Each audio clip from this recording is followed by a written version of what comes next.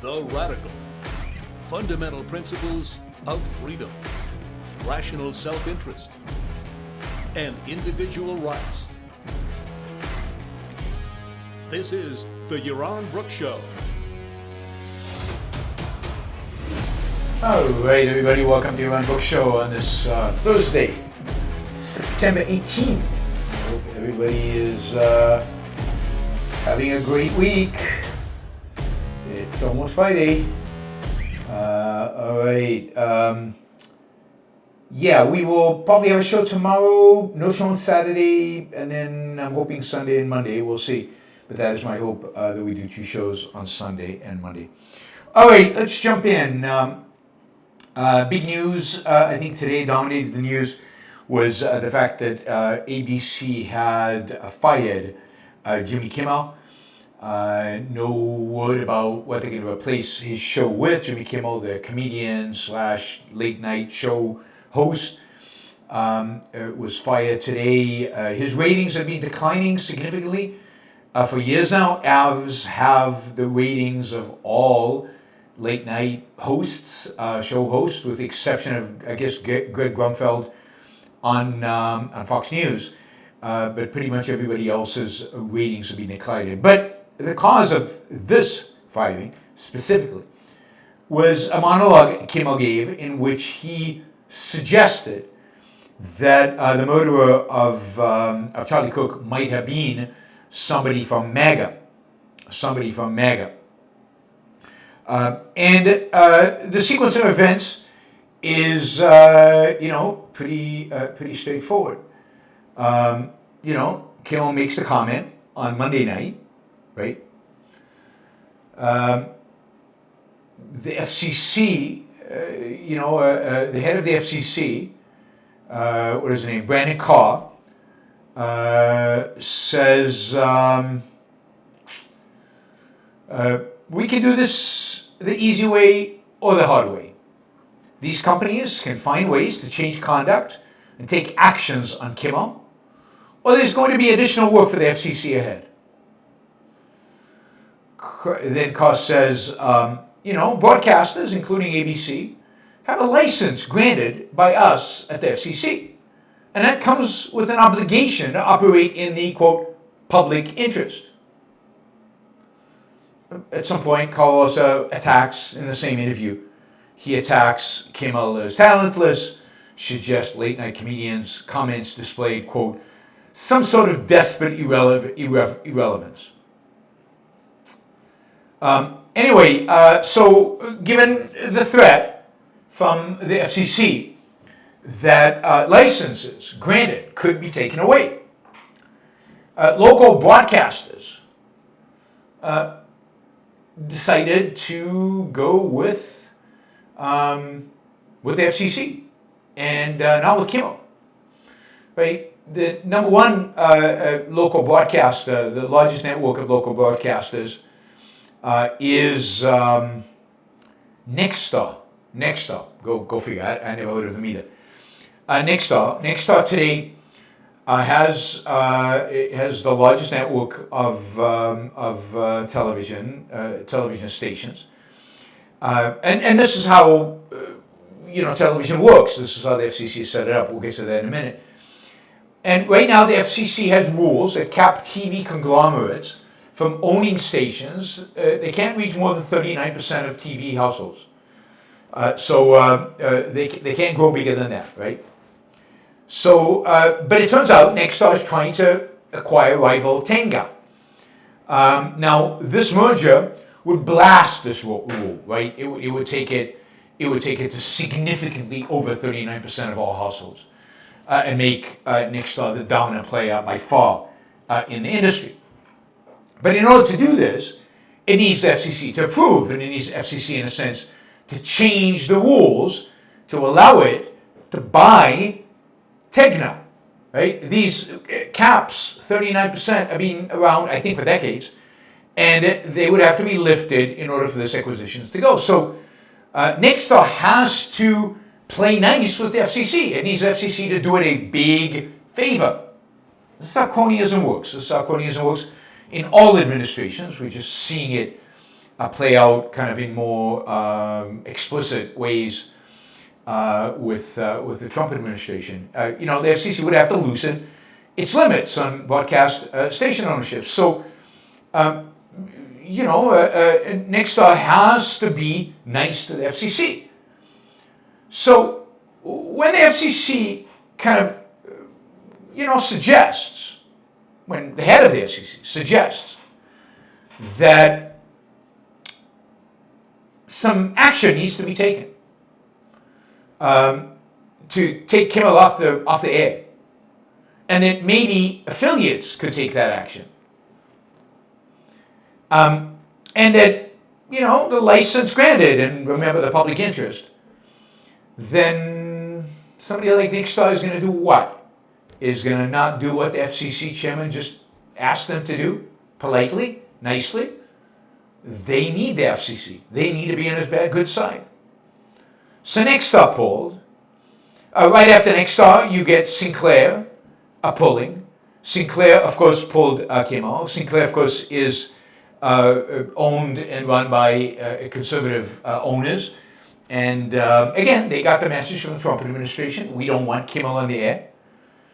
ABC had no choice at this point. They had two of their largest distributors pulling. It would have been absurd for Disney to keep the show on air with it going to less than 50% of households around the country. So I guess Sinclair operates ABC stations at 30 markets, Nexstar in many more markets.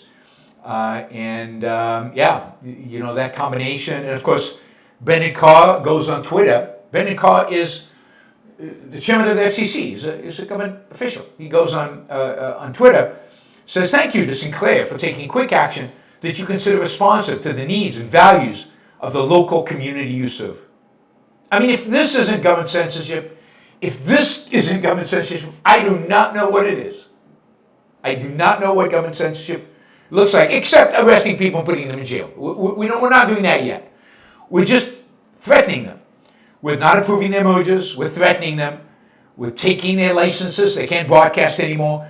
But we're not literally going and putting them in jail. It's like we don't put people in jail. People pay taxes. We just threaten them that if they don't pay taxes, we'll put them in jail. Right? That's coercion. If this isn't coercion, to get the kind of speech and kind of corporate action you want, then I don't know what coercion looks like. And if you think, it's a private company, they can do what they want, absolutely.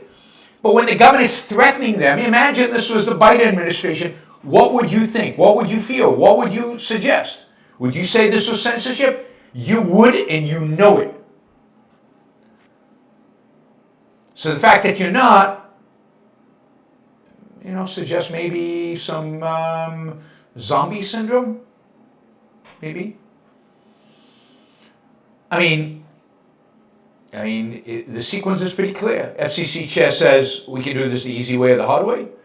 Trump says ABC should be fined or lose its license for their unfair coverage.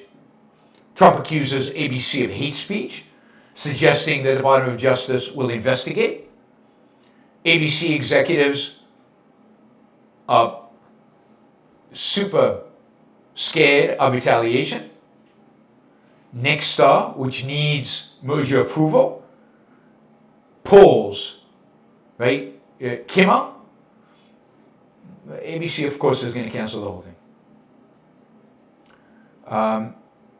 That is how government censors. That's how government takes control of the media. That's how government gets everybody to play by its rules, by its standards. And this is exactly what Ayn Rand warned us against. Ayn Rand, in The Capitalism Not an Ideal, there is an essay by Ayn Rand, The Property Status of the Airwaves. And she argued that the fact that the government gives licenses, the fact that that's how it's structured, and it's been structured like this since the 1930s, the fact that that this is the way it's structured, and that the TV stations, the radio stations that license these airwaves are beholden to the public interest. Public interest. I mean, who's going to define what public interest is? When is that going to be defined? How is that going to be defined? That basically places the government in a position to put pressure on these stations to do its bidding, and therefore, by its very nature, it is antagonistic to free speech. And it opens itself up to government censorship and government control over the airwaves. What she suggested at the time was that the airwaves be privatized. That companies own the airwaves, and as private property over a bandwidth, they can do with it as they win. They can broadcast whatever they want. And they should be able to sell that bandwidth and be able to, again, broadcast anything they want. I mean, you wouldn't believe the amount of regulations that the FCC imposes on TV and radio stations, all in the name of course, the public interest, but also because they are the ones leasing. These companies do not own the airwaves, and therefore the government has control over these airwaves. And you see how Trump is using this constantly. He wants the ABC and NBC, he wants them to, play ball, or they're going to lose the license. And he keeps threatening. He keeps threatening the license issue. And they're paying attention. I think as a consequence of this, CBS has now been bought by Larry Ellison's son, so by a Trump supporter, and CBS is likely to turn into kind of a right-leaning news organization. I wouldn't be surprised that ABC and NBC figure out, Disney figures out it's easier to sell ABC to some right-wing thing than to actually hold on to it.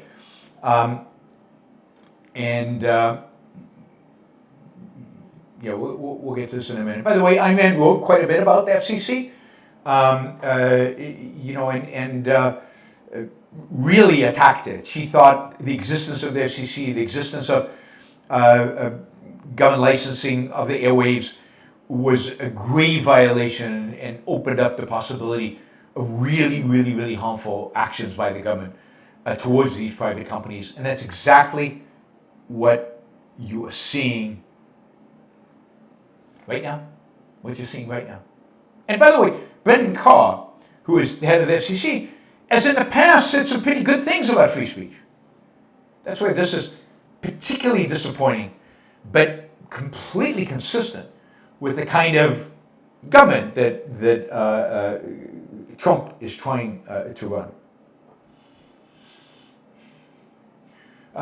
Brendan Carr, for example, in February 14th, 2019, so 6 years ago, wrote, "Should the government censor speech it doesn't like? Of course not. The FCC does not have a roving mandate to police speech in the name of the public interest." All right, that's good.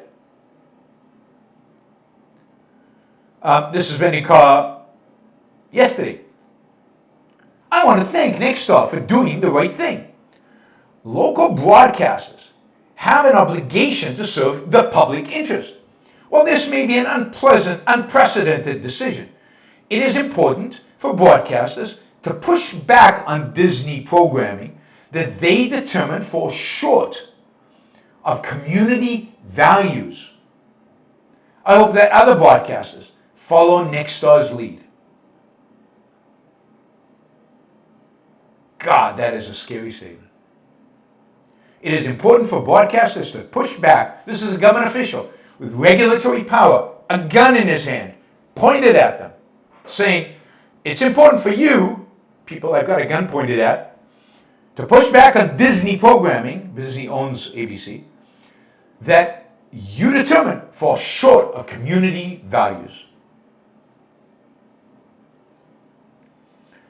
This is how it happens.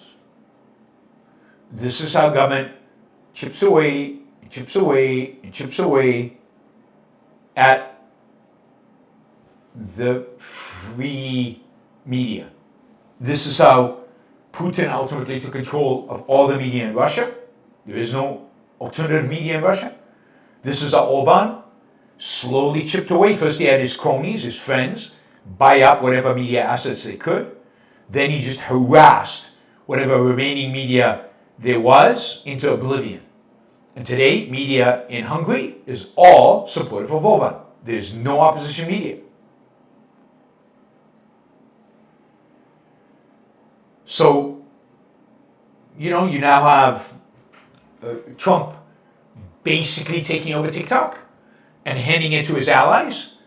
And, would you be surprised if suddenly TikTok changed and became pretty pro-Trump? Would that shock anybody? Would that surprise anybody?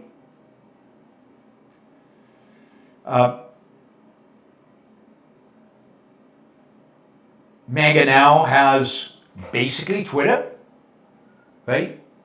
It looks like it's going to have TikTok. And Zuckerberg has continuously moved to appease Trump more and more, and has shifted a lot of his assets, a lot of the social media that he controls, to be more friendly, at least, to Trump. And of course, the press is just folding, given the Trump pressure. As we said, CBS recently acquired by David Ellison,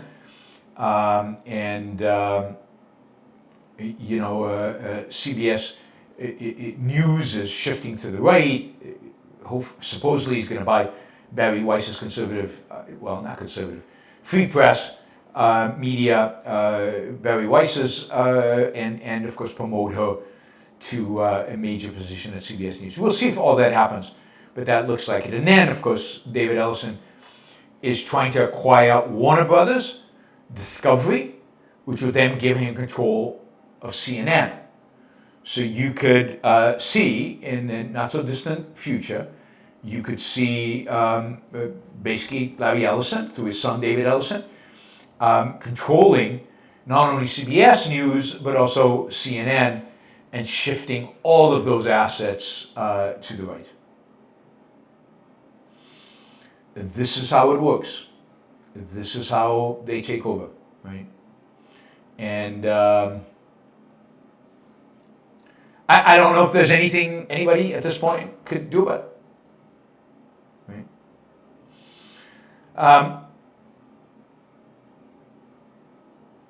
And there's a question of why companies cave to Trump. And I think they cave to Trump because he's a real threat. Because in a mixed economy, in the world in which we live, a business relies on government heavily. It relies on government for contracts, like most of the tech industry relies on government contracts. They rely on government to approve mergers and acquisitions. Nexstar is a good example of that. They worry about government going after them for antitrust. Again, a lot of the tech businesses. They rely on government to give them, to either penalize them through tariffs or give them loopholes, exemptions from tariffs. So government is heavily involved in every aspect of these businesses. And as a consequence, CEOs tend to behave. They're afraid. We'll get to that in a minute. I want to give you two examples of how just free speech is under attack right now. And an attack from those who just a few months ago were claiming to be its biggest defenders, that is under attack from the right. This is Congressman Clay Higgins, who is a Republican, unsurprising. And he is writing, he sent this open letter, Mark Zuckerberg, Elon Musk, Neil Mohan, who's the CEO of YouTube. He wrote this, the CEO of TikTok, Chief Executive Officer of what? Blue Sky, and Chief Executive Officer of Trump Media. Funny. Anyway, this is what he wrote. You tell me if this is the government you want. Thank you for the service you provide to our republic, and may God be with you and your family. America is suffering under the dark weight of horror after the graphic televised murder of heroic Christian leader, Mr. Charlie Kirk. I ask that you reflect upon your own unique responsibility to participate in the very appropriate legal and constitutional sound response. What's a legal and constitutionally sound response to the murder of somebody? What is that? Not to threaten? But I don't know what that means. But he tells us. Please be advised that your platforms are rightfully expected to expeditiously remove all posts that have celebrated the political assassination of Charlie Kirk. Further, the authors of these posts are to be identified and banned from your platform, as well as any new pages that they may create. Now, I don't know, is Ann still on here? But aren't these companies private companies? And yet this is Congressman writing them, telling them exactly what they must do.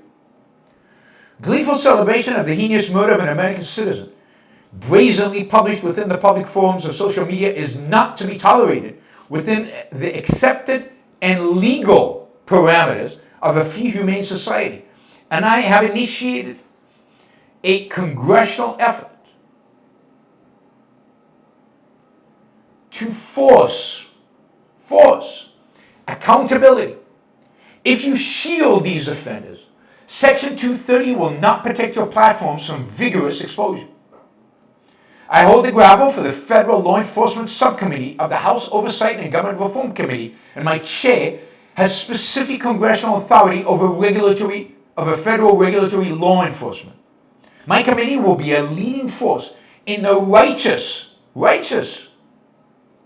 endeavor to protect the legitimate free exchange of ideas and opinions, which requires the vigilant maintenance of appropriate behaviors within our publicly accessed social media forums.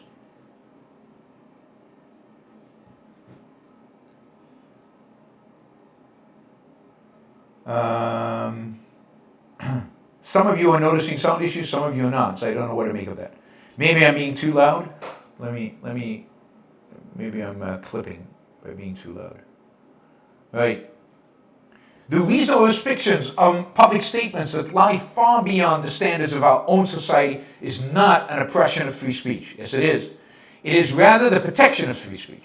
Wow. If that's not George Orwell speak, I don't know what is.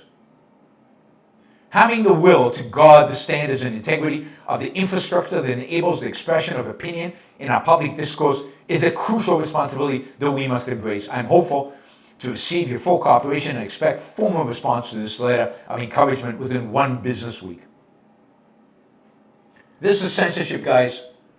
This is as bad, if not worse, than what the Biden administration did. And it is a precedent that is just horrific.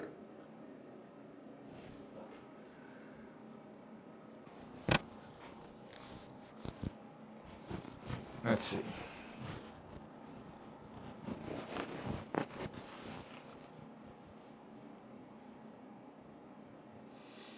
What's the mistake? Listen. The sound is once again doubling. Either 2 microphones, no, there's only 1 mic active, or 2 audio channels slightly out of sync. No, only 1. Oh. Yeah, you are right. You are right. God, how did that happen? There were 2 audio channels open. Robert is really good at this. Robert, can you be my sound engineer? Do you want to produce this show? 2 mics, 1 mic, 2 audio channels on 2 audio channels on OBS. All right. Is that better? God, it shouldn't. I have to delete this second, the second mic. This, I know where to delete it. Let's see, let me delete it now while I remember. Yeah, now it's deleted, so it can't, I don't know. I reset these and somehow it came back on. Anyway, it's gone now. Sound is much better now. Yep, that was the issue. Thank you guys. As I said, anybody want to be my sound producer and my other producer and everything else? All right, here goes. Let's see. Yes, here's another one. This is from Lara Loomer. Now, Lara Loomer is a nobody, but she's a nobody with the ear and the huge influence on Donald Trump. Huge. Well documented. This is what she had to write just a few days ago, after Charlie Cook's assassination. I was thinking about this over the last few nights while I couldn't sleep. I have to say, I do want President Trump to be the dictator, in quotation marks, the left thinks he is. And I want the right to be as devoted to locking up and silencing our violent political enemies as they pretend we are. I've had enough of the left only thinking we will defund them, prosecute them, lock them up, and dismantle their power for generations to come. It just needs to happen.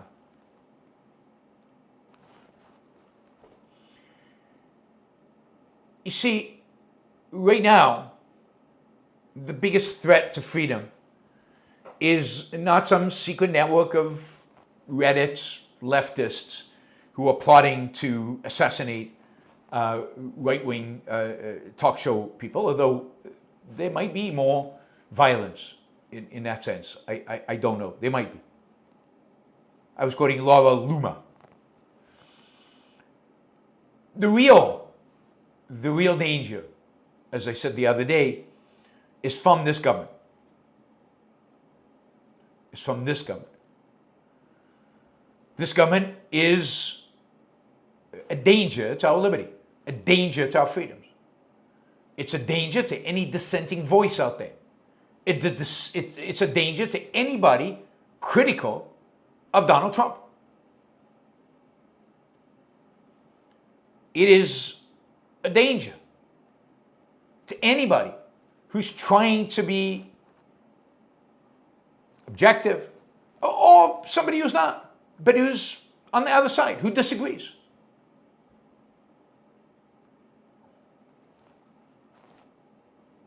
The danger is the Trump administration. That is the real thing that is causing people to be silent, to not voice their opinions, to be scared. If you're brown-skinned in some parts of the country, it's what causes you not to leave home, maybe not to go to work today. You don't know if you're going to be rounded up.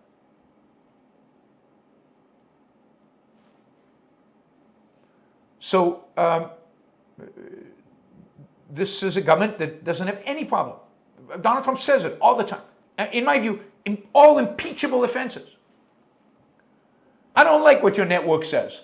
Maybe I'll have the Justice Department investigate you. I don't like what your network says. I'll talk to the FCC chair about taking your license. Those utterances are censorship. Those utterances are impeachable offenses. Those utterances should mean you cannot be president of the United States. They go against everything this country stands for and our Constitution. So, it's scary. It really is scary times. Not because, to some extent because of the nihilists out there killing people, but because, much more than that, because I fear the response. And it's nihilists of the left and nihilists of the right, although the focus right now is primarily on nihilists of the left. Yeah, they can do a lot of damage. They can be quite destructive. But what can really do damage, what can really destroy the fabric of this country, is how the government responds to all that. If free speech is taken away, and it's under attack right now, and it is taken away, it was taken away from ABC, that is more damage than any nihilist can do. All right.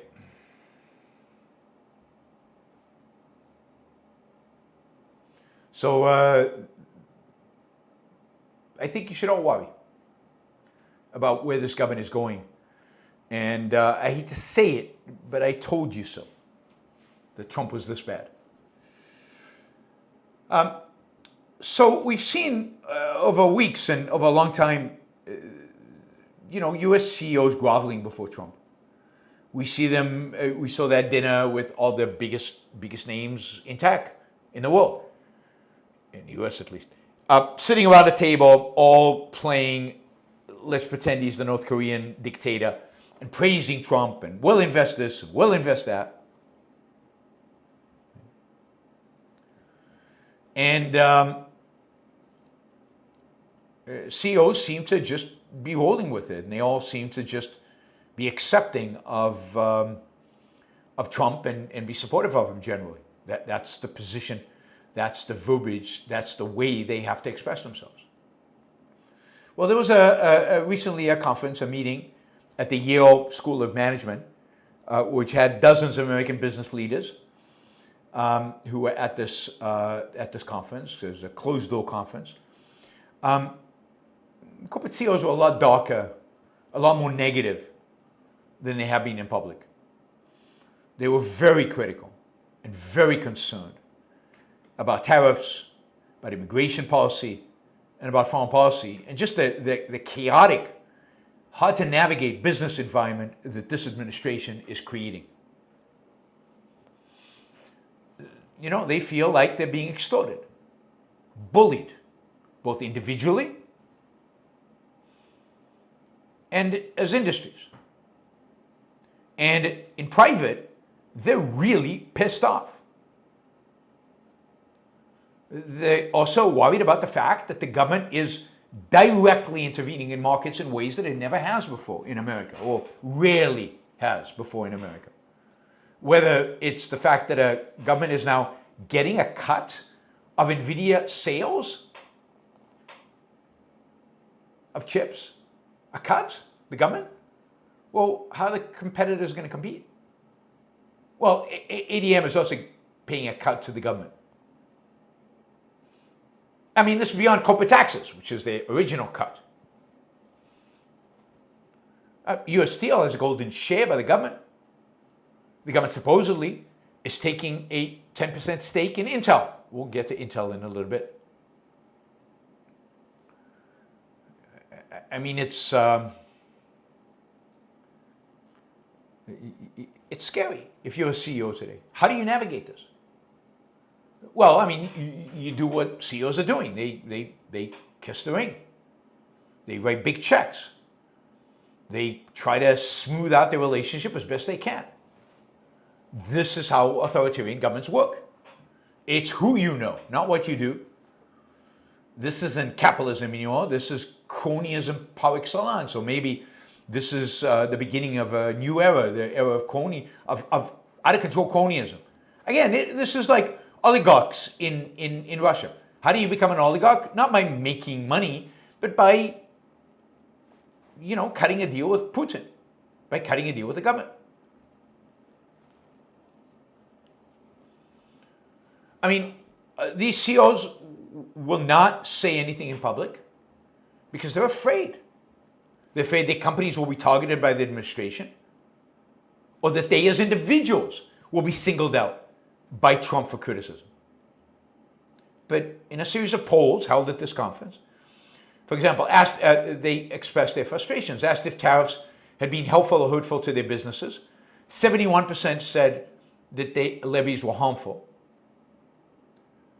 If they thought that the tariffs were illegal, 75% said they thought they were illegal. and that, we'll see what the Supreme Court thinks soon. When asked if they plan to invest more in the U.S.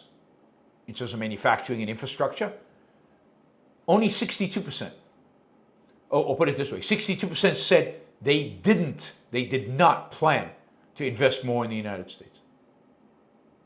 And that's because tariffs, immigration, and the economy, they just don't feel comfortable right now to make investments.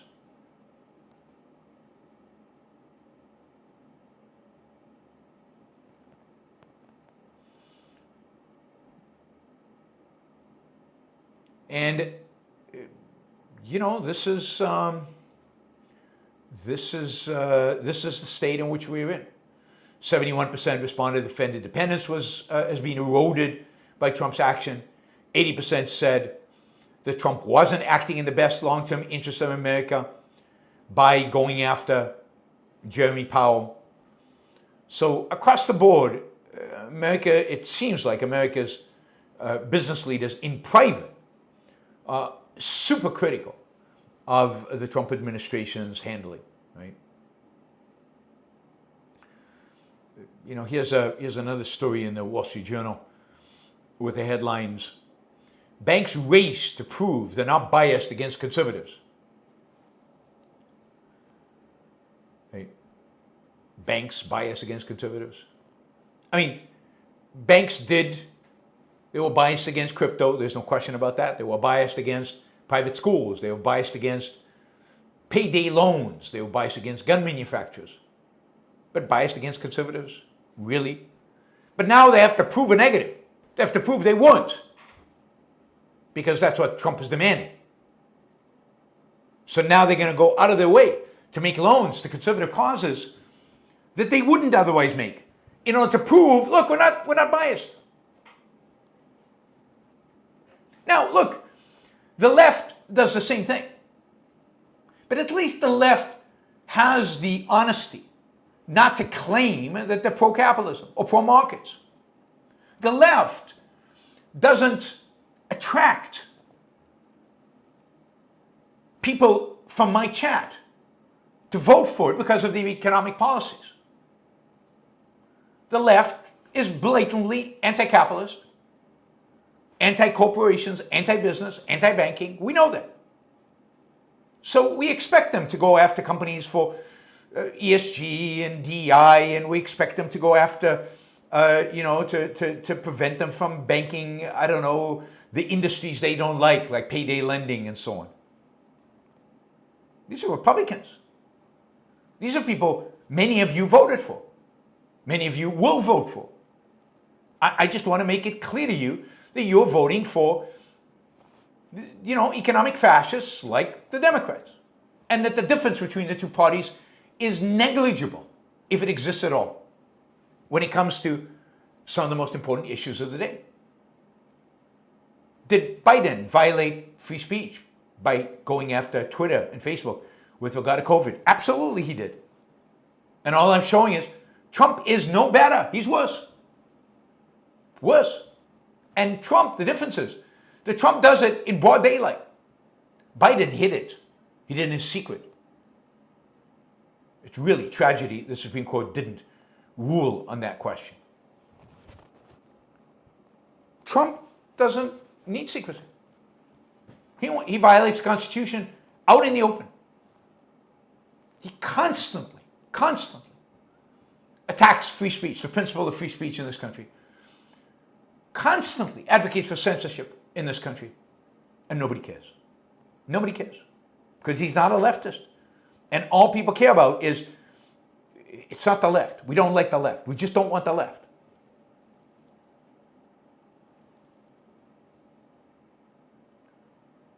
So, these Republicans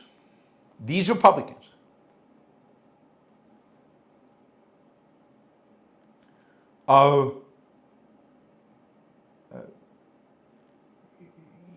Ann says, if the difference is negligible, then it's not so bad to vote for GP. True. I don't think it is that bad. I don't go after people who voted for Trump. You know what I go after, Ann? and why I go after you is because you won't admit that fact. You'll only say it now, to kind of, again, get me. But you won't admit it. If people said, I voted Republican, but it's turned out they're just like the Democrats. They're just as bad. And maybe they, a smidgen different, but basically they're just as bad. They're bad in different ways, but they're bad. And the left is bad. And shit, who am I going to vote for? There's nobody to vote for. If you said that, yeah, that would be great. But that's not what people do. All the people I know who voted Republican constantly defend their vote. Constantly defend the fact that Republicans are so much better than the Democrats. Constantly defend Donald Trump. Constantly defend their policies. And you're a good example of that. So yeah, if people acknowledge this, they're very similar. In some ways, Trump is worse. In some ways, Biden was worse. But they're very, very similar. And in economic issues, they're all economic fascists. And Trump is much worse than any previous president in terms of these economic issues, starting with tariffs and going on with other stuff. If people admitted to that and said, yeah, but in spite of that, because of DEI and because of woke and because of all that, I'm still going to vote Republican, I'd say, okay, I think that's wrong, but fine, at least you get it. But you don't get it. They don't get it. Anyway, bankers are afraid of Trump. And now, this is an interesting story. So today, Nvidia, right now the largest public company in the world, or at least in the United States, I'm not sure if in the world, basically announced that they are going to invest $5 billion in Intel. $5 billion. As a consequence, Intel shares jump up by 25%. Now notice, Nvidia, a company that is committed to paying 15% of all its chip sales to China or some weird agreement with the Trump administration, in exchange for a license to be able to sell those chips to China, even though it's supposedly a national security risk to sell the chips to China. Go figure. Nvidia, heavily involved with the Trump administration, constantly trying to get all kinds of licenses to export its chips from the Trump administration, is now investing $5 billion in Intel, which the government has announced that it intends to own 10% of. And now you're starting to get, is the government really running this? Is this all really being managed by the government? Is this part of industrial policy?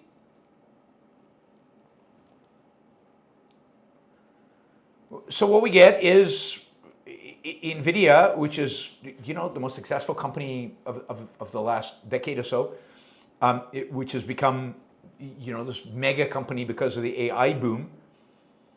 And they're investing in Intel, which has fallen behind rivals. I don't know, does this create an antitrust issue?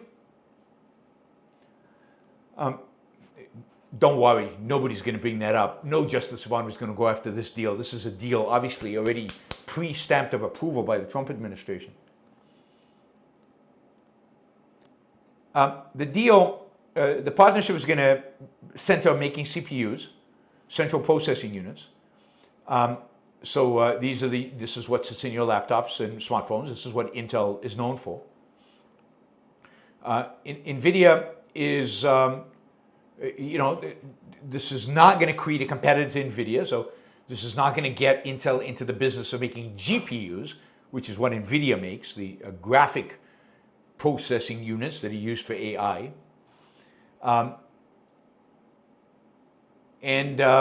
So it's going to be interesting. It's going to be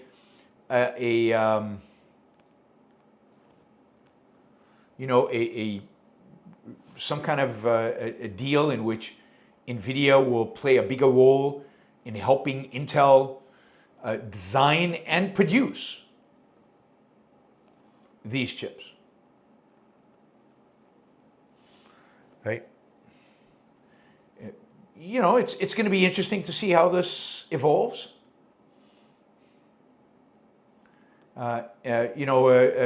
Nvidia in the past has used basically ARC ARM architecture for its GPUs, for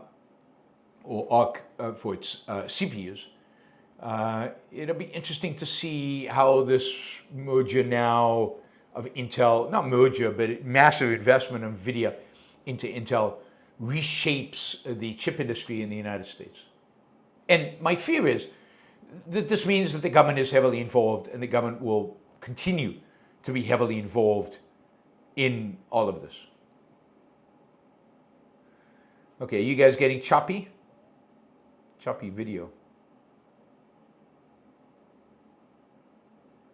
Yeah, this location's been pretty good so far.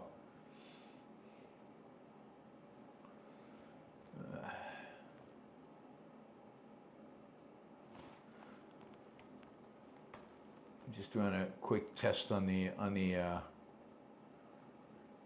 speed here.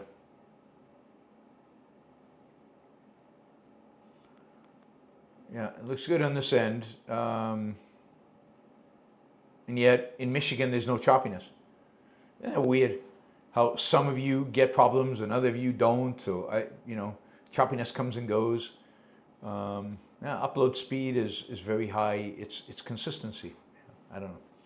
Hard to tell exactly why these things happen. Be nice. Right.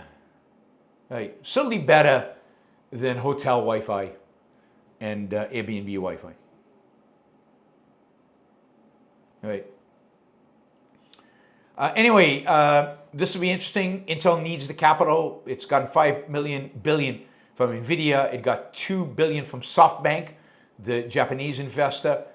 It's getting its debt wiped clean with the federal government, so that in exchange for a 10% stake, it now has the capital to do something. Intel's foundry business is what really struggles, and while Nvidia and Intel will design chips together, the real challenge is going to be the foundry business, which is way behind TSMC in Taiwan and even Samsung in Korea. Further to watch. Intel is an interesting story. It's a great American, was a great American story. It really mirrors kind of what's going on in America in terms of cronyism, and I think this is another little step that has to do with that. All right, let's turn to Donald Trump's visit to England. Have you been watching some of the pictures? I mean, God, if there's anything Donald Trump enjoys, it's pomp and circumstance. I mean, he loves these big ceremonies, marches, state banquets. He got a flyby. He even got skydivers jumping out of an aircraft who unfold the American flag. He loved it. Loved it. It was, he said this was one of the best things ever, he loved this, and they played, they've choreographed this exactly to what he likes. And, we've got a king, King Charles, a king. We're building against a king. But he just, thought this was the coolest thing. Trump, got to watch, and meet King Charles outside of Windsor Castle. They got to see a military band that played YMCA. That doesn't get any better than that. In the state dinner, he got to sit next to Princess Catherine at a white tie dinner. And then he gave a gushing speech in which he called the event one of the greatest honors of his life. I believe it. I think he really thinks that. He loves parades. And he thought the parade in front of Windsor Castle was just unforgettable, unbelievable. And they know it. The Brits know it. They played this to a T. And even though his policies and those policies of Starmer, the British Prime Minister, are very much not aligned, they were just best friends throughout this whole time, because Trump wanted this to be about the king and him. the king and I, right? So, it was, they did a joint press conference, but they didn't dwell on the disagreements. Compare this to any other press conference, particularly the one with Zelensky. Trump is just making such an effort to be agreeable with Starmer, to be nice to Starmer, to be friendly with Starmer. He wants the Brits. He loves the Brits. This is a great, great partnership. Now, on actual issues, he and Starmer made almost no progress. No progress in Ukraine. No, in terms of disagreements between Europe and Starmer and the United States. No progress on Israel. It does seem like the UK will recognize a Palestinian state next week after Trump is gone. No progress on tariffs. The Brits wanted even lower tariffs. A bunch of US investments in England, usually it's the other way around, in Britain, on the tech front. No discussion of the free speech issue that J.D. Vance has been going around talking a lot about and accusing the British government of violating the free speech of Brits. No discussions of that. All charming and friendly and wonderful because they gave him a parade and they had skydivers and they did YMCA and they sucked up to him the way you're supposed to suck up to Trump if you want anything. It worked. It absolutely worked.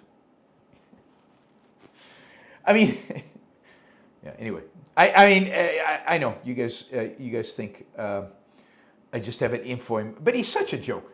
He's such a pathetic joke. President of the United States, but nevertheless, a joke.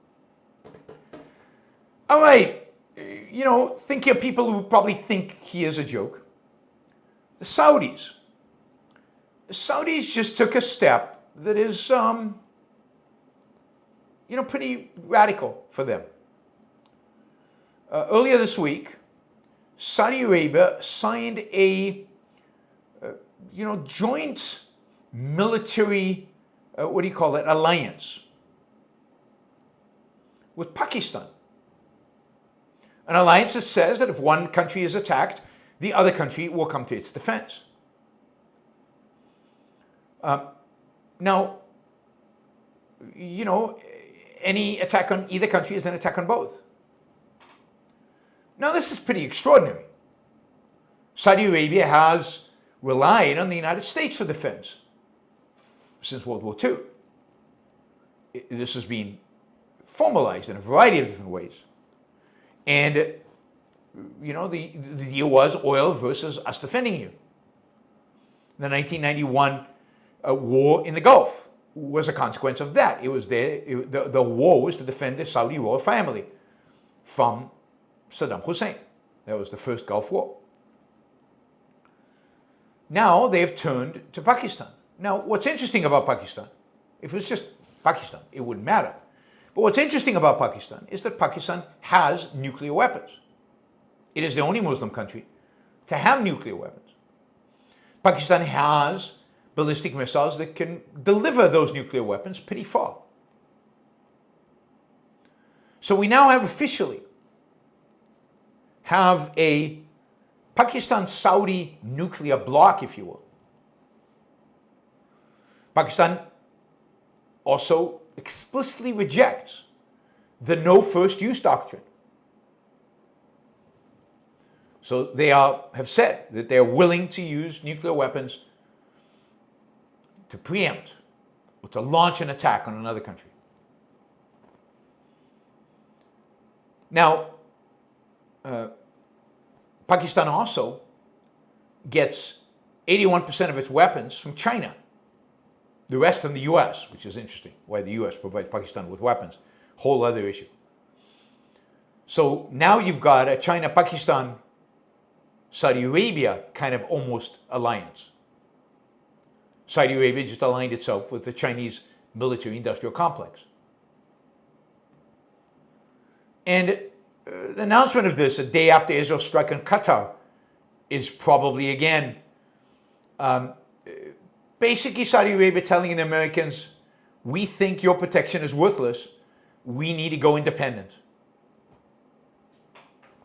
It's a huge slap in the face of Donald Trump.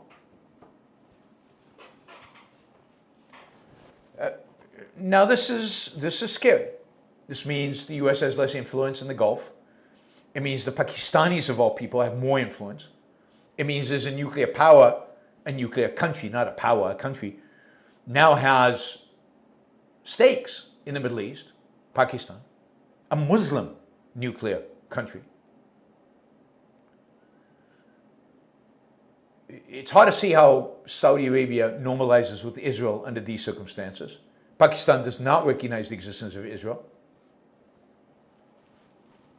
It puts India in a weird situation, right?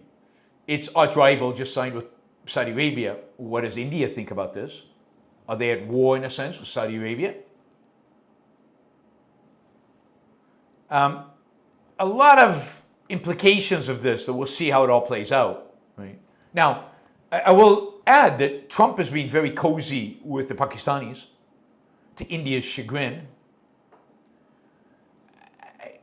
I just think there's a lot of incompetence, foreign policy incompetence going on with this Trump administration, and its alienation of India is reflective of that. Allowing this kind of to happen under your nose is a reflection of that. This is not good for the U.S., not good for Israel, not good for the Middle East more broadly. All right, talking about Israel, a number of things interesting going on right now. Well, first, the operation to take over Gaza City is ongoing. Not a lot of details because it's an ongoing operation, so we don't know exactly what's happening. We do know that today there were casualties on two fronts in Israel. One was on the border crossing between Jordan and Israel. There's a border crossing that's heavily used between Jordan that's at peace, some kind of peace, with Israel. A Jordanian citizen came up to the crossing and shot and killed two Israeli soldiers at the crossing this morning. Then in Gaza, but not in Gaza City, in Rafah, in the South Gaza, an area that Israel has now had under control for months. 4 Israeli soldiers were killed from an explosive device that blew up under their Humvee and killed 4 and injured 3. And I say, and I mentioned the deaths of the 4 soldiers in the South, which is tragic and awful and sad, because there's an important point to be made here.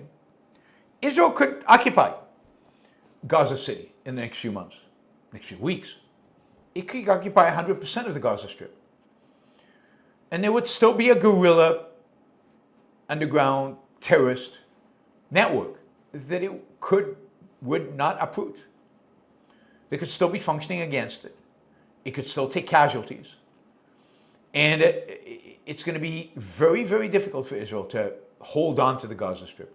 It's going to be very, very difficult for Israel to manage the Gaza Strip. As Hamas there is not destroyed.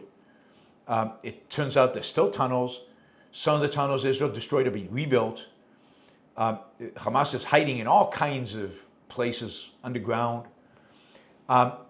They pop out of nowhere. They put in explosive devices. They disappear, or they ambush Israeli soldiers. This situation with Israel occupying Gaza is going to be horrific and violent and dangerous, and Israeli soldiers are going to die for a long, long time. And part of the consequence, part of the reason for that is the unwillingness to really destroy the entire infrastructure of Gaza so that these tunnels cannot exist. Now, that would involve, in a sense, giving up on the hostages. For another time, we can discuss all that. So that is going on in Gaza. We'll talk in a bit. Let's talk about this. in terms of what happens next in Gaza, there is now a plan for the day after, for what happens to Gaza after Hamas is defeated. And it's interesting that the player here, the main force behind this plan, is Tony Blair. You remember Tony Blair, former Prime Minister of England? He is shuffling around the world, putting together a plan. His institute, he has a think tank, and he is selling the plan. He has got the United States to back the proposal. Donald Trump has given it the thumbs up. He has got Jared Kushner supporting this plan. And the plan basically involves, what would happen, who's going to govern the Gaza Strip after Israel wins. And, I'm reading this plan, and it's, God, only bureaucrats could come up with a plan like this. They've got a board of directors and board of governors and boards of this and all kinds of departments. And they're creating a huge bureaucracy to manage Gaza without dealing really with the main issue, which is security and re-education. It's a plan that is, it's a bunch of bureaucrats. It's a bunch of think tank people sitting in a room somewhere doing flowcharts and putting boxes together and who reports to whom and how. Well, the Palestinian Authority will not have control over Gaza. It'll be this new independent entity with representatives from Arab countries like the Gulf states. It will include PA representative, but it won't control it. It will also include a representative from the US and maybe others. Not Israel, which is error number one, right? Israel will not be involved. Israel will withdraw completely from Gaza. Saudi Arabia supposedly will be on board. Qatar will be on board. They will all have roles to play here.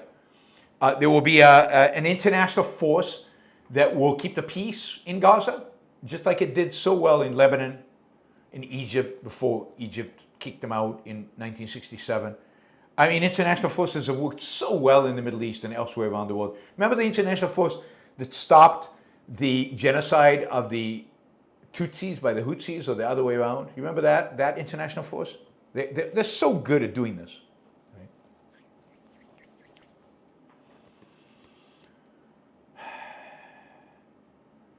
So, Israel supposedly is okay with this plan. It's given it a tentative okay.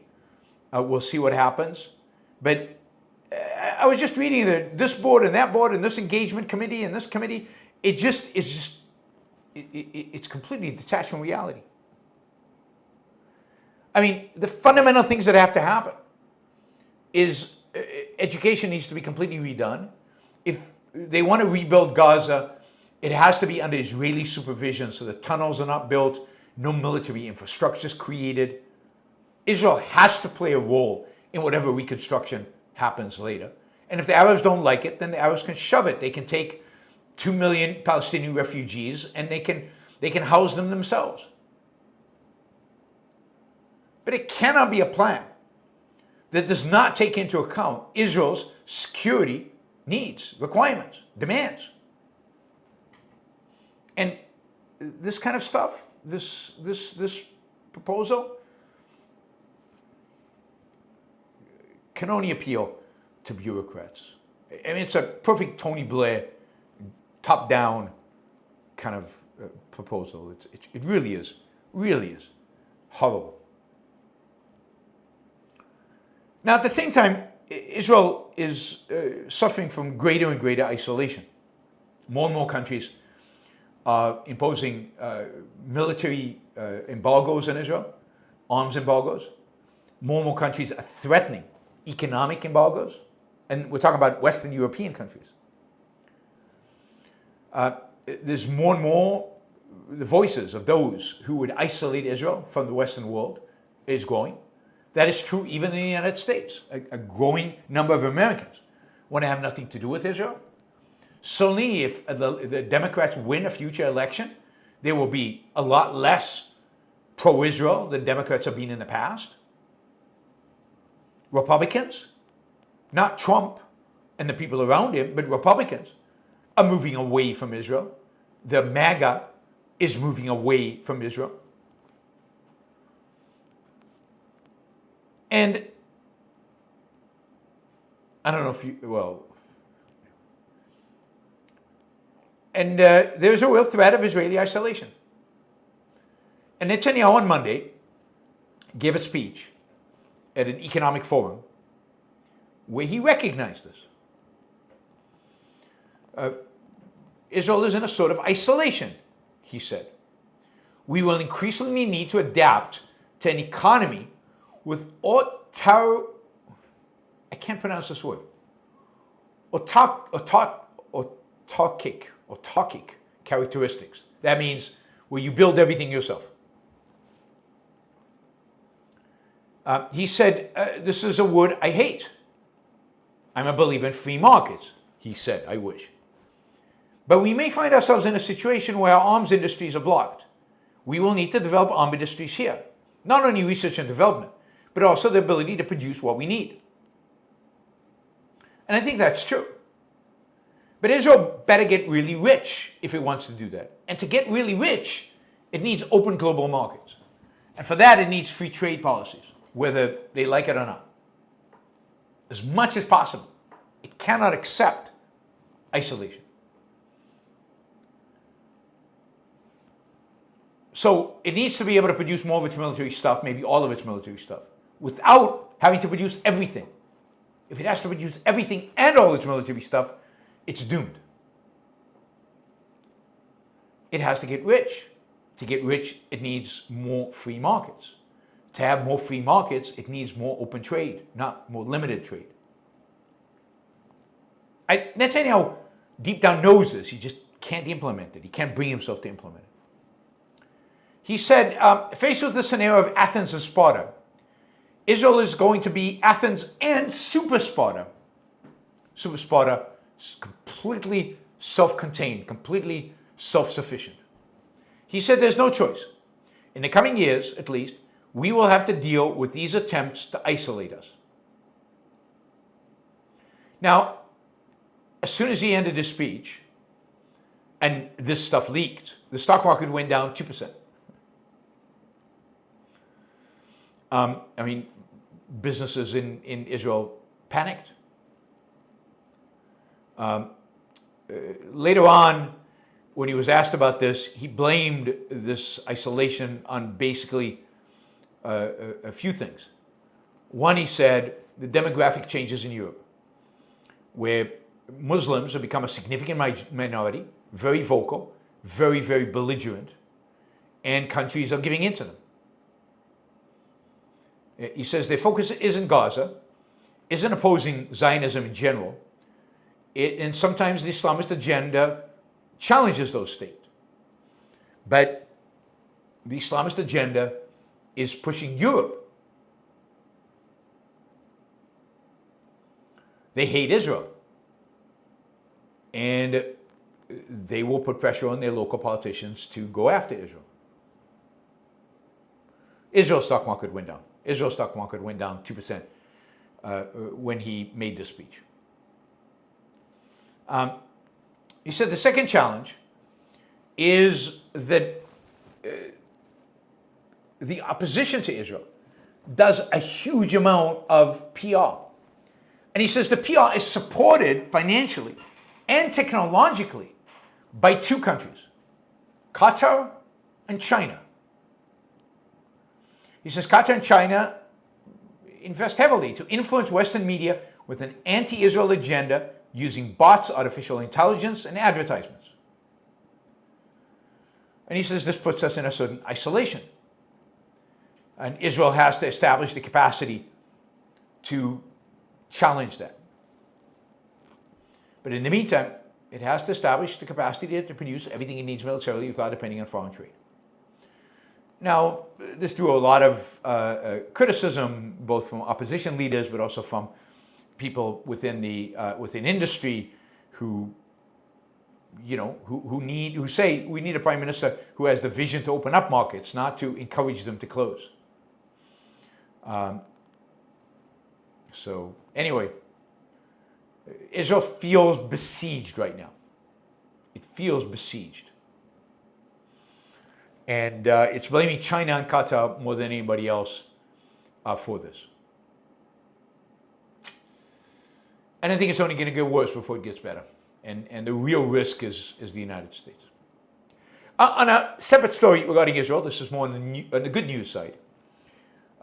Israel is now deploying the world's first effective and battle-tested laser interception system. Rafael Industries, for which my brother works for them, announced today official releases of this system. They've already taken down dozens of rockets, UAVs, and even mortars. It is incredible advancement because not only is it super fast, laser fast, speed of light, but also it's cheap. So instead of, when you think about the cost of Iron Dome, which sends out missiles to hit missiles, which cost the cheapest one $60,000 a missile, the laser costs $2. $2. So you can do a lot of this, and you can plaster the country with these. I don't think they can deal with, I don't know that they can deal with ballistic missiles. That's a good question. I don't know. But they can deal with lots of other kind of rockets, missiles, cruise missiles, drones, and even mortars, even very short-range weapons. Because as soon as it sees a launch, it can immediately fire. And again, speed of light, sorry. And costless, or very, very, very low cost. This is the first system. The Israeli military is working hard to evolve the systems and make them better in terms of distance, where they can shoot them down, and the power of the beam. I think those two are related, although somebody in physics can tell me if they're related. They probably can't deal with ICBMs, but maybe once they enter, they can. They probably can't make it into space. But for that, you could deploy one of these on a satellite, hovering over Israel. I mean, I don't know. Why not? So, I mean, according to one of the commentaries I'm seeing on this, here's what's written. We will later on place this in space so we can intercept ballistic missiles, ICBMs. This was Reagan's Star Wars. This will change everything. It's really cool tech. It's really cool stuff. And yes, this is Ronald Reagan's Star Wars, and Israel's implementing it and planning to put it in space on a satellite hovering over Israel to protect it from ballistic missiles, ICBMs, and things like that. So Israel's future is having the most effective offense, being able to take out anybody, anywhere, and having an unbreachable defense so that nothing can penetrate. And hoping to be able to knock out everything out of the sky even before it reaches the skies of Israel. All right, a bit of good news. All right, you might have heard that actor Robert Redford died of old age this week at the age of, how old was he? Born in 36, right? So he was 89 years old. 89 years old, and he passed away. So I thought it would be a nice, a tribute to him, and just of interest to go through a few of his movies. I kind of grew up with these movies, so they're kind of cool, and some of them I really, really like. Of course, the first real classic movie that I saw Robert Redford in, I think, and that I really enjoyed, and it's a lot of fun. Although, you could argue that in terms of the values it projects, they're questionable. But the first one, it was really Butch Cassidy and the Sundance Kid, where he co-starred with Paul Newman as as the two outlaws on the run, heroic outlaws, nice outlaws, friendly outlaws on the run. It's a fun movie. It's got a great ending, a classic ending, yeah, it was a lot of fun. And it's not exactly a good Western. It goes against the theme of Westerns. It goes against the essence of Westerns. It's an anti-Western in that sense. But it's great. And Redford and who do you play against? Paul Newman were a great pair, and they worked amazingly together. The next movie I remember is The Candidate, 1972, where he plays like a JFK-like figure, young, idealistic, handsome, full of noble dreams. It's a political drama, political satire, really, it's pretty good. It's pretty good. Then let's see, Jeremiah Johnson. He plays a mountain man, like it was supposed to be for Clint Eastwood, yeah, I mean I thought it was I remember it vaguely as a good movie, and then just a fun movie. One of the most fun movies I think you'll see is The Sting. The Sting that I think won the Oscar in 1973. I remember seeing this in the theaters and loving it. I was 12, and I just loved this movie. It was so, I thought, so clever. The twists and turns of it were so clever, so smart. It had a great direction, good music. It had the what do you call it? Ragtime. It had the ragtime piece as the music. It's just a terrific movie. It was a great theme song. So yeah, fantastic entertainment. If you've never seen The Sting, watch The Sting. It's just fun. It's just a fun movie. He started with Barbra Streisand in The Way We Were, which is kind of a iconic what do you call it? I don't know, romance of that period.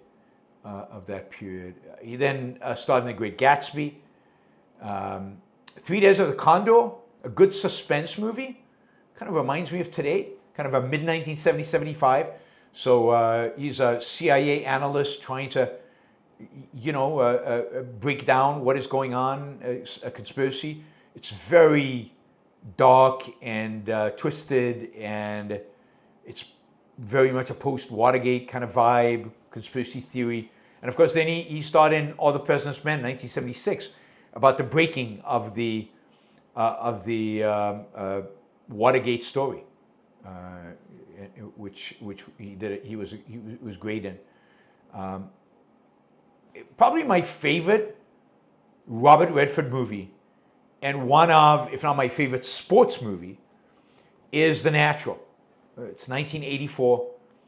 I think it's a terrific movie. I think it's now it changes the ending of the novel. The novel has a very dark ending. The movie does not have a dark ending, thank goodness. It's a Barry Levinson movie. It also has terrific music. The music, who did the music for it?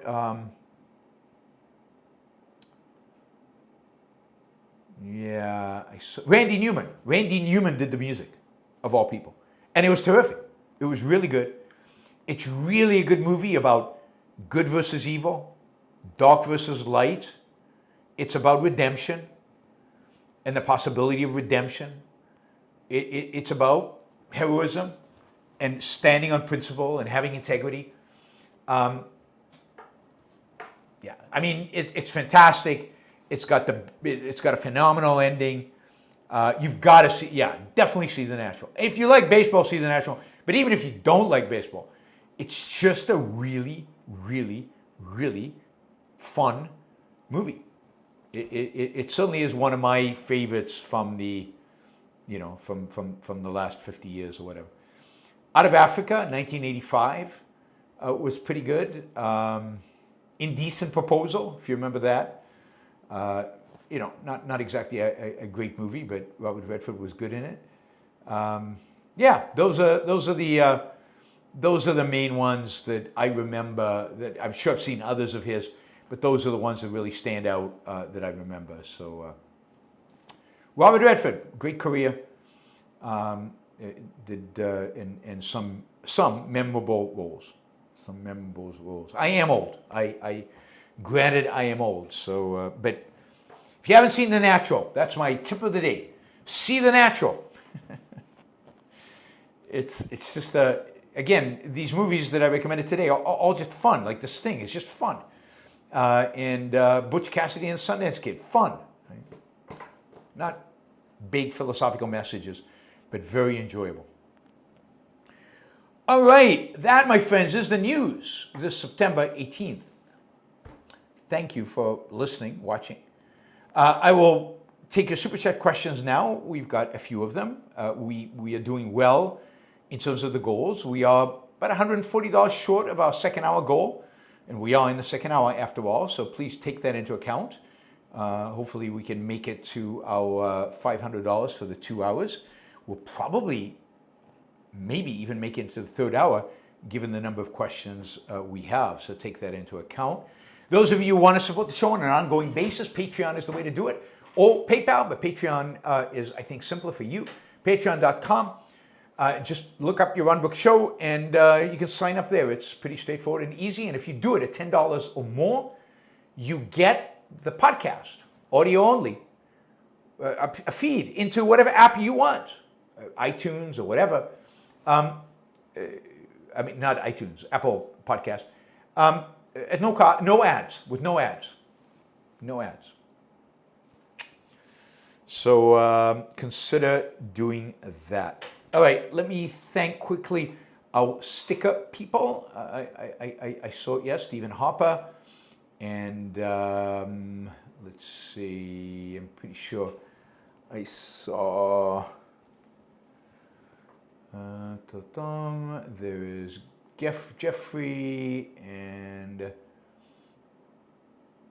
yes, Silvanos, thank you, Silvanos, and Ryan.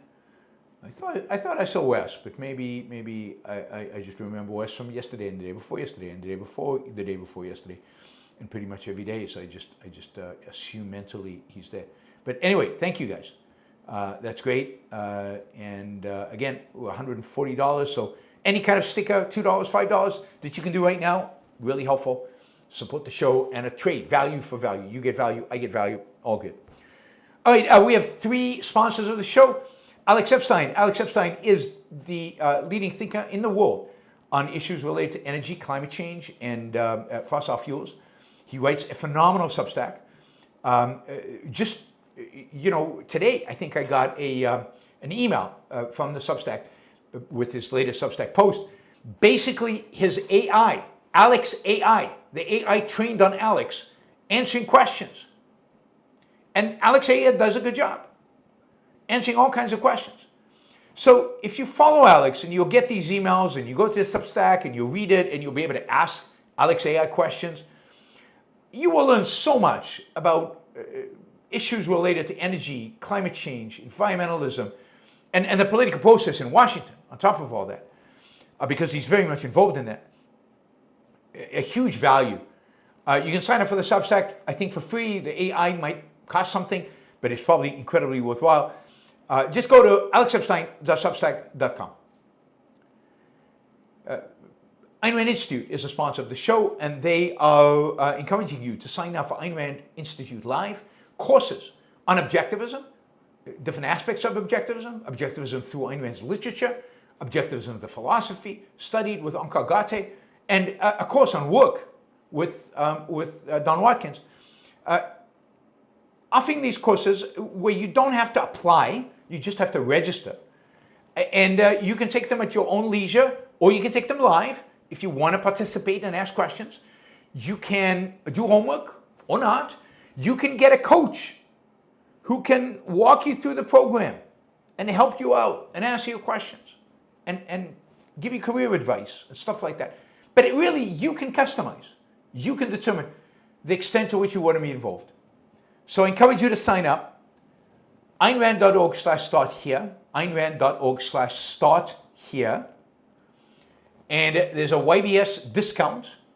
It's 25, YBS 10, 25, YBS 10, and you get a 10% discount. And finally, Hendershot Wealth, hendershotwealth.com /YBS. Hendershot Wealth is offering a product that helps you defer capital gains taxes and helps you potentially eliminate your liabilities there. It's a real tool. It really does work. It's pretty sophisticated. It's not just tax loss harvesting. It's more than that. It's a product delivered by, run by, managed by a very, very sophisticated financial company based in Connecticut. And I highly recommend, if you have capital gains taxes, capital gains tax liabilities, or if you expect to have them in the future, that you at least watch the video that I did with Robert Hendershot and see if it's if it's your scenario. That video is in the Yaron Brook Show YouTube channel, and it's under my playlists, under the playlist for sponsors. All right, I'll remind you again, patreon.com.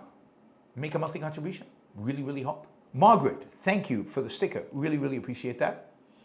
All right, let's jump in with David, $100. Thank you, David. Really appreciate it. David said, what would Atlas shrugging look like in reality? Today's giants of industry are all James Taggarts and Owen Boyles. Can an organization of mid-sized business leaders pull it off? Well, I mean, yeah, anybody could shrug. I mean, the point of Atlas shrugging was not just to bring down the world. The point of Atlas shrugging was the value of the shrug to the person who shrugged. That is, that he was no longer sanctioning evil. He was no longer sanctioning the system. And he was walking away. He was no longer going to use his genius, brilliance, ability to pay for the system. Whether the system collapsed or not was a secondary issue. So certainly you could, with mid-sized businesses, if they so chose to do it. But look, I don't think today's business giants are James Taggarts and Owen Boyles. They are in some respects, and they're not in others. Owen Boyle couldn't run Nvidia. Nvidia might be somewhat in bed right now with Donald Trump, but it wasn't for many years, 2 decades. And it's been an unbelievable success story independent of government. So there's real ability there. There's real genius there. He's a real giant. The same is true of Apple. The same is true of Google. The same is true as Microsoft. If anything, government has been a burden to these companies. Government has slowed them down. Now, so they are, maybe they're not, John Galt walking away, certainly they're not. Maybe they're not the most principled in a sense of telling the government to go and take a hike. But these are real men of ability. Owen Boyle and James Taggart are not. None of them could have do what any of these people have done. Now, yes, the dinner at the White House was Owen Boyle-ish. But what makes it even more tragic is that they're not Owen Boyles. If they were Owen Boyles, you would say, well, what do you expect? If they were Owen Boyles, you would say, of course, this is what they do. But they're not. These are not people who assume that their success depends on Washington. They're not people whose success has depended, up to this point, on Washington. These are people who, over the last 10 years or so, have been slowly intimidated by successive governments into a position where they feel like they have no choice. Rightly or wrongly, they feel like they have no choice. So, yeah, so even though it was Owen Boyle-ish, I wouldn't call them James Taggart and Owen Boyle. So it just as an act of justice, they are so much better. And Ayn Rand doesn't really have a character like them in the novel. In Atlas Shrugged, you know, almost everybody's either Owen Boyle or a Wyatt, and they get it in the first speech, except for Dagny. Dagny's the only one who doesn't get it, right? Doesn't get it. Keeps fighting John Galt in spite of loving him. So, yeah. So these archetypes, and can you pull it off? You can't pull off, the complete collapse of the economy, probably. But look, I would expect the giants to go on strike. So imagine John Galt shows up at the Nvidia headquarters and gives whatever speech he gave, and a bunch of the Nvidia people disappear. Imagine if the top scientists at the AI companies disappear. Imagine if the top people at other tech companies disappear. Then you've got it. Then it's happening. But, it's not a realistic scenario. Now, there's a sense in which going Galt happens, the shrugging happens right now. That is, after the financial crisis, there was a term that was coined going Galt. And it meant people retiring early, people leaving businesses and going and doing something else because they didn't want to work for the government anymore. There was a real phenomena of people just not giving their best anymore because they realized that their best was being used to fund their enemies. So going Galt existed, but it's never been prevalent enough, big enough, dominant enough, and in the right places to actually have an impact on the economy. Thank you, David. I really, really appreciate the support. All right, Ryan. Just yesterday, I was telling my 15-year-old son that America is still the greatest nation because of the First Amendment and the judiciary vigorous defense of it. I still want to move to America one day. Am I wrong after today? No, because I still think that if a case came to the Supreme Court, I'm not sure who has standing here to sue. But if a case like this came to the Supreme Court and where the government was clearly strong-arming a private company to silence it, or to silence its spokesman, or its entertainers, or whatever you want to call it, the Supreme Court would rule against the government. I really believe that. The problem with Trump is he doesn't mind. He doesn't care. He'll deal with the Supreme Court when we deal with the Supreme Court. For now, he'll do what he needs to do in order to get his way. So no, it's still true that the United States, because we have a Bill of Rights, it's pretty clear, I think, to the Supreme Court that the First Amendment free speech holds. Now, I might be wrong. They might be so politicized that they won't uphold it. But I think they will. I think they would vote against Trump. So we're losing our freedoms. But so is the rest of the world. It's not clear where you go. I mean, I was just reading some depressing stuff about Argentina now. So that doesn't look as promising as it did a few weeks ago. So, yeah, rough time. Rough time. Michael says, if you stand for freedom of speech, then you stand with Jimmy Kimmel. If he was fired as a result of the FCC pressure, but if his firing was based on market-driven business decision, then you stand with the network. That's right. But it's pretty clear that they could have fired him a week ago if it was just a business decision, or 2 weeks ago. They could have fired him at any time. The fact that they fired him after being threatened by the FCC and after being threatened by Donald Trump, it's pretty clear, what the cause and effect was here. Andrew says, I'm sure you're not surprised, but it's a little depressing seeing companies falling into line before the government. Pragmatism is leading them off a cliff. How would a proper philosophy guide businessmen in times like this? Well, I mean, it would show them that in the long run, principle holds. The principle will benefit them. But look, it's hard. And this is the point of Atlas Shrugged. At some point, you have to just go on strike. Because at some point, you can't do the right thing. Doing what the government tells you to do is wrong. Not doing what the government tells you to do hurts your shareholders. And it's not like, there's any hope that in 4 years there'll be an election, or 3 years will be an election and we'll get somebody better. What hope is there of that? I mean, maybe mildly better, but it's not like the left is pro-markets. So what do you do as a business leader?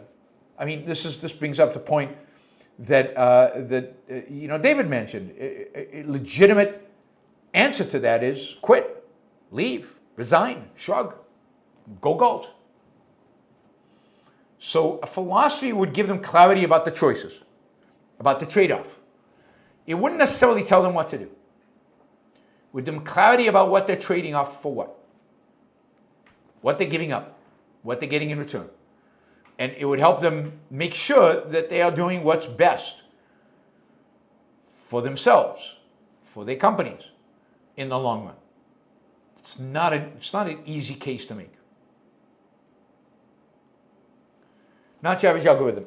Even if indigent people aren't a threat to others, the fact that they cannot be self-sufficient forfeits their right to just wander the streets. I don't see why it would be a rights violation to force them into institutions. Well, sure, they can't trespass. And certainly if streets were private, it would be easy, because then you would have anti-trespassing laws, and many of them would be in jail for violating the anti-trespassing laws. But we live in a place where there's plenty of public space. It's not private property. We don't really have trespassing laws in public space. And pavements, streets, parks, the below the interstate or just outside of town, parks, all kinds of stuff like that. And this is one of the problems of the mixed economy. It's one of the problems of having government-owned property. What do you do with it? So it's not clear how you can imprison somebody if they haven't violated rights. And if somebody's living under a bridge on a highway, it's not clear whose rights they're violating, given that it's not owned by anybody. If they're sleeping in front of your store, I think you can easily make an argument they're violating your rights. But if they're sleeping under the highway, not so sure. So it's tricky, because we live in a mixed economy. In a true capitalist society where all land is owned, everything is owned privately, then it's easy, relatively easy. But much harder. There's no law against roaming the streets as long as they're not harassing people.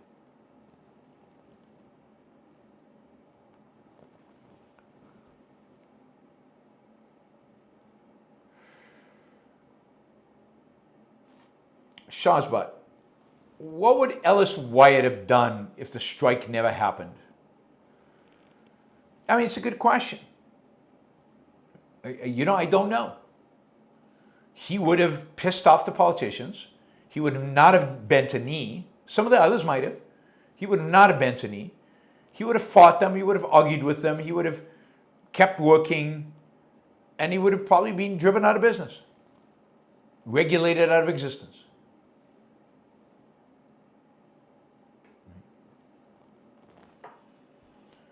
But because the trend was to ultimately nationalize him, nationalize the oil. That's what they were actively promoting, right? That could have very well happened. Jennifer, from we won't get fooled again by the WHO. It's a quote. And now the party on the left is now the party on the right, and their beards have all grown longer overnight. Party on the left is not the party on the right. I like that. Jennifer has some great song lyrics from the past. It's great. Andrew, the right thinks Trump stands for the public interest, so it's okay for him to use government power. It's only wrong to use government power if bad for the public interest. Is public interest an anti-concept, and must it lead to force? Yes. It's definitely, it means nothing. There is no interest of the public. There's interest of individuals, and if The only interest of the public is protection of individual rights. But that's not a public interest, that's an individual interest. The public is just a bunch of individuals. There's no collective consciousness. There's no collective values. There's no collective interests. Interest is something individuals have. A group, qua group, does not have an interest that is separate from the interests of the individuals within it. So, yeah, it is definitely an anti-concept, illegitimate concept, and it's the source of all political evil. It's how authoritarians justify everything. It's how regulators justify everything. It's how the welfare state is justified. It's how every government action that violates rights is justified. Every single one of them. Clark says, do you think Jen Shapiro and Jordan Peterson will be afraid to make as many public appearances? During these talks, they must be thinking, God, this could be my last sentence. It makes it hard to focus and stay motivated. I think it will be more difficult, but I don't think they'll stop. I don't think they'll stop. I know Ben Shapiro suspended his public appearances, and Jordan Peterson is ill, so he's canceled his public appearances. But that was before the Charlie Cook thing. He's ill again, unfortunately. And so I don't think they will. I think they're courageous enough. I do think, though, that you will see more security. You'll see more security. You will see campuses now, universities, scrutinize security much more, emphasize security much more. No campus wants it to happen on their watch. So it's going to be an interesting period. I mean, I'm doing a debate in November at University of Colorado, Colorado Springs, with the socialist. And it'll be interesting to see. I've done debates with him before, and some have had significant security, like at the University of Maryland a few years ago. It'll be interesting to see if this one has elevated security. I expect the answer is yes. Shazbot, my favorite Ayn Rand description. James Taggart has a smoothness, but it was the smoothness of a fabric stretched tightly over a broken glass object, and the sharp edges poked through once in a while. Yeah, I mean, and people say she can't write. I mean, that's just amazing, right? Beautiful writing, and vivid in terms of what she means and what she's getting at. Yeah, brilliant. Let me see. Thank you, Vadim, for the sticker. And yeah, we need more stickers. $99 worth of stickers to get to our second hour goal. Please consider supporting the show, trading with me. You get value from listening. I should get value from you. Trade kind of thing. Trade thingy. All right, I see some questions coming in. This is good.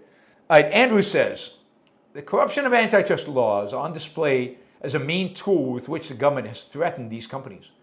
I used to wonder why Ayn Rand had distinct hatred for antitrust laws. Yes. Now, the FCC thing is not antitrust. It's FCC regulations, right? So, and it's not justified as antitrust. It's justified by some FCC thing. So, broadcasting thing. That has to do with the licensing. But yes, all these kind of regulations, all these kind of, it's government by permission. It's business by permission. In order to do business, you have to ask for permission. Ask for permission.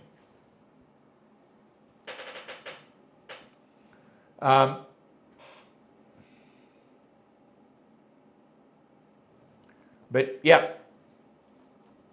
now you know. Applejack, it's its third super chat ever. Thank you. It doesn't seem right, but that's what YouTube is saying. Anyway, $20 sticker. Thank you, thank you, thank you. That really gets us much closer to our goal. So we're only $69 away. It's within reach. Within reach. There's a mosquito buzzing around here. I killed one earlier. There's another one now on the prowl. I like a number. Is it fair to say objectivism is more about analyzing the culture than trying to change it, beside the intellectuals training part that's longer term? No, it's absolutely about trying to change the culture. But how do we're trying to change the culture. I'm trying to convince you about something, and I've changed some of you. I know that because you've told me that many of you have changed because of this show. We discovered Ayn Rand and so on. So I'm changing people's minds. I'm changing the culture. Slowly, very slowly. And so is the Ayn Rand Institute. And the change in the culture is a long-term mission. And part of that, the most important part of that long-term mission is to train intellectuals who will change the culture, partially by analyzing it. You can't change it without analyzing it. Paul, thank you, Paul. $20 question. I was thinking of moving to Japan because of business climate and how safe it is. But now there's a movement attacking immigration led by a teenager claiming immigrants are destroying their monolithic society. Yeah, I mean, look, Japan has always had a tendency towards racism, xenophobia. Japanese have for a long time thought they were better than others and didn't want foreigners. A lot of Japanese don't speak English on purpose, and there are a lot of places in Japan where you just can't go as a foreigner. So it's always been under the surface. And I think because the Japanese government is opening Japan up to immigration, there's more immigration now than probably ever in Japanese history, there is a rebellion against it. And among young people who want to keep Japan, Japan, who want to keep Japanese for Japanese, mimicking in the kind of the right-wing movements elsewhere. And it's feeding off something that's been around in Japan for a long time. I don't think it's necessarily prevalent. I know many Japanese, and they're not xenophobes and racists, but there is an element of that in the culture. And he's capitalizing on that, just like there's an element of that in Britain, an element of that in Germany, an element of that in the United States. Xenophobia and tribalism and the consequent racism is something that is, endemic. It's something that it's very hard. And as society becomes less conceptual and more preconceptual, more perceptual, more, less conceptual, it becomes more tribal and therefore becomes more nationalistic, racist, xenophobic, all of these things. And sadly, you're seeing that in Japan. Now, how big of a deal it is in Japan, I don't know. So again, you might be getting pretty biased reports here in the United States about how significant it is. So I would go to Japan and see. I would talk to Japanese people and see how influential this Japanese teenager is. Before you make a decision, I wouldn't count on news reports, even in Japanese news, to make this kind of decision. I would actually investigate. Armin, $100. Thank you, Armin. Really, really, really appreciate it. Thank you, thank you, thank you. We reached our goal. This is fantastic. And good to see you here, and thank you. Ian, do you have two live mics? Yeah, it turned out I had two live, I don't know what you call it, two live audio sources in OBS. All right, James says, do you prefer Italy, Spain, and Portugal? Do you prefer Italy to Spain and Portugal? No. I find, look, Italy is the best in the world when it comes to art and culture. I mean, opera and music and painting and sculpture and history. Rome and God, no place on planet Earth has more of that than Italy. And I love all of that. So I love Italy for all of that, right? So Italy is the best when it comes to that. In terms of actually living, we found the easiest place to live was by far Spain, Barcelona. It had just the things you need when you live. It had the best grocery stores. In my view, it had the best food in a sense that you had a wide variety of restaurants, all good, with a great variety. Particularly in Florence, the food is all Florentine. It's all local. There's very little variety. And a lot of it's good, but it kind of gets boring after a while eating the same stuff. And I try to minimize carbs, although I failed dramatically at that here in Florence. And it's very difficult to minimize carbs when they serve you pasta. And everything, every meal has this amazing bread that they bring out to you. And, there's tiramisu at every corner. And there are 5 gelatos at every corner. And what else is a food staple here? Cheese. Cheese everywhere. So I'm allergic to milk. My wife's lactose intolerant. I mean, we still eat it because it's delicious and you have to. So it's very difficult to actually find the kind of food we eat. So we land up eating all this stuff. Spain is much easier in terms of food, much easier. So I'd say just in terms of living, Barcelona so far has been the best.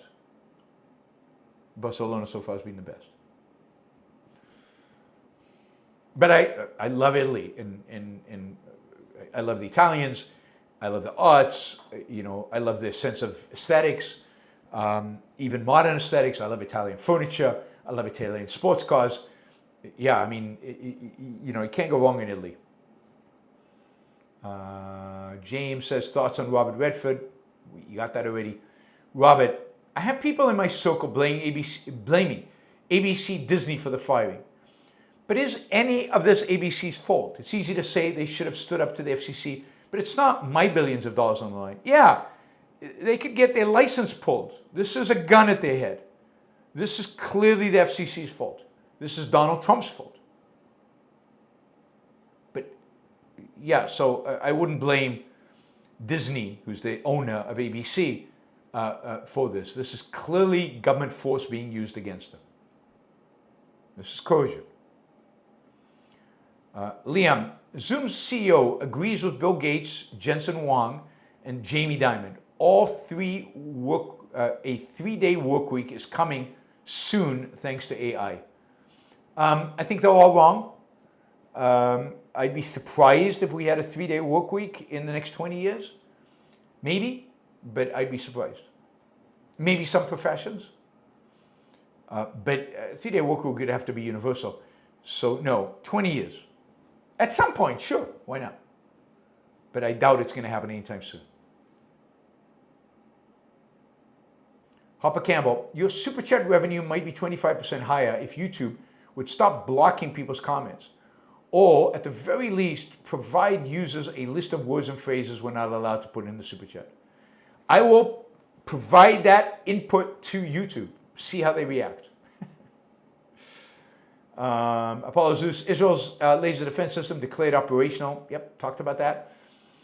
Clark, if another major figure on the right gets unlived, like Jordan Peterson or Ben Shapiro, what would happen? Would we see widespread retaliation, civil war? I don't think so. I think we'd see retaliation. I think it could get very ugly. Look, I mean, the right doesn't have to go out into the streets and retaliate. The government would start doing things that would be really scary. It already is. It's already talking about it. It would actually go into place. Again, the real threat is going to be the government, because it's going to act in ways to prevent a civil war, but not in our favor, not in the favor of liberty and freedom. So I think that's the way it'll go. It'll be used, further used, as an excuse for government to get bigger, stronger, more interventionist, more rights violating. See, there's chaos in the streets. We have to. Lucinda, update on situation with the illegal internet post with my mom's boyfriend. Turns out it wasn't because of stuff he said about Islam, but because of some wordplay he made in a YouTube comment making fun of the AFD. Really? So even making fun of the AFD gets you in trouble. Wow.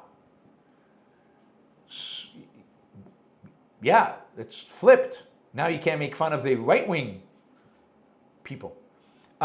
Okay, it continues to show how there's a real lack of free speech in Germany. The government knocks on your door if you make a wordplay that might be construed as insulting to one of the political parties. Wow. John, Kimmel also joked about Trump's indifference to Charlie's death, that he was more concerned with his ballroom, it was the ballroom, not the courtroom, than mourning. I read you that clip where he basically said, yeah, I'm doing fine. Oh, when he was asked about Charlie Cook, and then he talked about the ballroom. I agree. Will Trump be fired for being disrespectful? He should be. He should be. Oh, wow. Christian, that's a big question. How have Rawls' egalitarian ideas influenced intellectuals in the wider culture? Does ARI have a program to introduce objectivism to law students? So Rawls' ideas have had a profound impact on the culture as a large. Ayn Rand wrote about Rawls' ideas, and she predicted they would become incredibly influential. And they have. He gave egalitarianism a facade of respectability. He gave it a pretense of sophistication and of deep philosophy. He gave it a pretense of objective morality. And it has had a profound impact, I think, with the rise of egalitarianism as the dominant movement on the left, with it's impacted thinkers across the political spectrum. I know libertarians are huge Rawls fans. There's actually a libertarian professor who wrote a book trying to integrate, free markets with Rawls. Didn't go well. So he has been probably the most influential thinker on both right and left of the last 40, 50 years. So yeah, really damaging, really, really damaging. And then, does AOI have a program to introduce objectivism to law students? Yeah, I mean, we one of the places where we actually lecture quite a bit, present quite a bit, and engage quite a bit is at law schools. We've had a great relationship for many years with the Federalist Society. They constantly invite AOI speakers to come and speak there. I've spoken there dozens of times at various Federalist Society events all over the country. I've actually just been invited to by the Federalist Society at Tufts University, actually an undergraduate chapter of the Federalist Society. So these are pre-law students at Tufts in Boston to come and speak there, and I will in February. So I'll be going to speak there. So yeah, I mean, we have made quite an effort with the Federalists and been engaged quite a bit with different chapters of the Federalist Society all over the United States. And what we do is we try to encourage them to then come and study law. And by the way, there are a lot, relatively speaking, the more objectivist lawyers doing intellectual work than objectivist anything else. You've got objectivists at IJ, Institute for Justice, at PLF, Pacific Legal Foundation. You've got objectivists like Adam Ossoff at universities. You've got objectivists doing a lot of work at these organizations that are doing amazing work trying to defend our rights. So we probably had more success among lawyers than anywhere else, any particular group.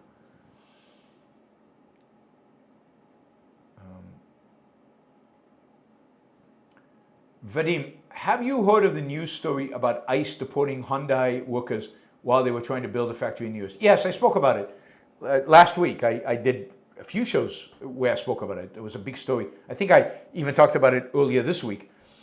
So yes, horrible, stupid, just ignorant. I mean, the Trump administration is just so bad, so bad. And yeah, it's a foreign policy catastrophe. It's an investment catastrophe. It's a jobs catastrophe, and it's I mean, not catastrophe, bad news. It's going to slow down this factory in South Carolina, slow down the creation of American jobs for Americans. It alienates the South Koreans who are investing heavily in America. It's just bad news on all counts, and of course, it brings out the real evil. Well, it's one of the stories that brings out the unbelievable evil of what ICE is doing. ICE should be dismantled. It should be 100%. Every single person at ICE should be fired. There should be no such thing as ICE. It's a despicable organization. R says, how do millennials compare to Gen Z? You know, I don't know. Gen Z is more digital even than millennials. Millennials are pretty digital themselves. But I don't know. There are a lot of different studies looking at this. Gen Zers tend to be more depressed, but they also tend to be richer.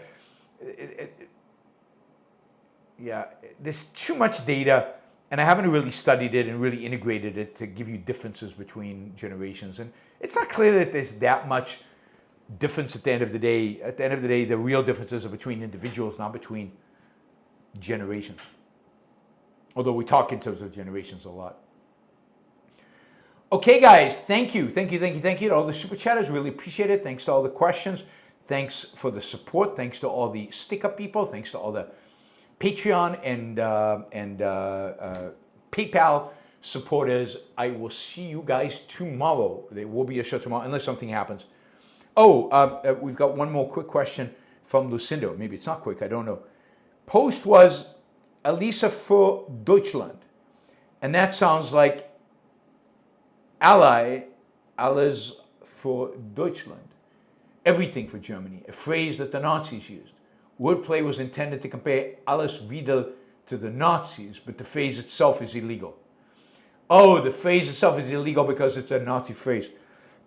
I see, but that's the problem. There should be no phrases that are illegal, and Holocaust denial should be illegal. Being a Nazi shouldn't be illegal. None of these things should be illegal. So, yeah, interesting. So he was trying to criticize the far right for being like Nazis, but used the Nazi phrase in order to do it, and was harassed by the government for that. Wow. You can't make this stuff up. Thank you, Lucinda. Thank you to all of you. I will see you tomorrow. Likely 3 p.m. East Coast time. See you then. Bye, everybody.